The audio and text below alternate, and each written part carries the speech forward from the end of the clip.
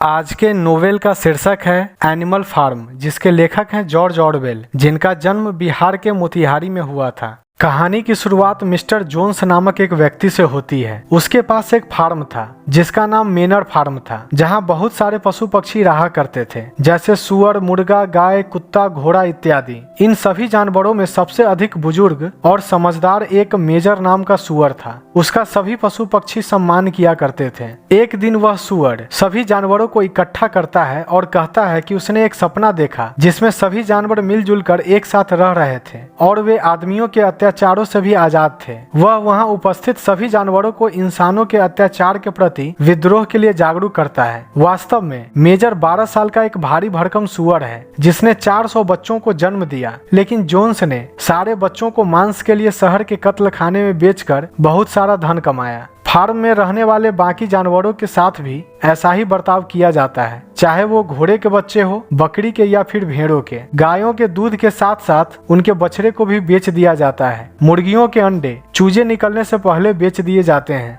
Jones के इस क्रूरता की वजह से सारे जानवर परेशान रहते हैं, लेकिन कभी कोई जानवर जोन्स के प्रति आवाज नहीं उठाता। एक दिन मेजर यह बीड़ा उठाता है। जब शराब के नशे में जोन्स अपने घर में पड़ा रहता है, तब मेजर सभी को बुलाता है। उसकी बातों को सुनने के लिए सभी जानवर इकट्ठा होते हैं। मेजर अपनी बात सबके सामने रखता है। मेजर कहता है कि वो अपने को बहुत भाग्यशाली समझता है कि उसने 12 वर्ष तक अपने जीवन को जिया और 400 बच्चों को जन्म भी दिया। लेकिन देखो, आज के समय में एक भी बच्चा मेरे साथ नहीं है। ऐसा ही गाय, मुर्गी और भेड़ों के साथ भी है और आगे भी होता रहेगा। हम जानवरों के शरीर में जब तक जान है, मनुष्य शोषण करते रहेंगे और खाने के नाम पर बस जीने भर के लिए दाना पानी देंगे ताकि हम मौत के कगार पर ना पहुँचे। तो क्या हम सब ऐसे ही अपनी जिंदगी जीते रहेंगे? मैं कहता हूँ, अब और अत्याचार नहीं सहेंगे। मनुष्यों के प्रति हम सब इकट्ठा होंगे और बगावत करेंगे, क्योंकि इंसान बहुत कमजोर है। वो हमसे सारे काम करवाता है, अपने से कुछ नहीं करता और भरपेट खाने को भी नहीं देता। तो हम क्यों सहें उनकी गुलामी? मेजर के जोश भरी बातों को सुनकर वहाँ पर उपस्थित सभी जानवर उत्साह से भर जाते हैं और हो हल्ला होने लगता है। घर के अंदर बैठे जोन्स को जब आवाज सुनाई देती है तो अपनी बंदूक लिए बाहर निकलता है और फार्म की तरफ तेजी से बढ़ता है, ये सोचते हुए कि कहीं भेड़िया या गिदड़ आ गया होगा।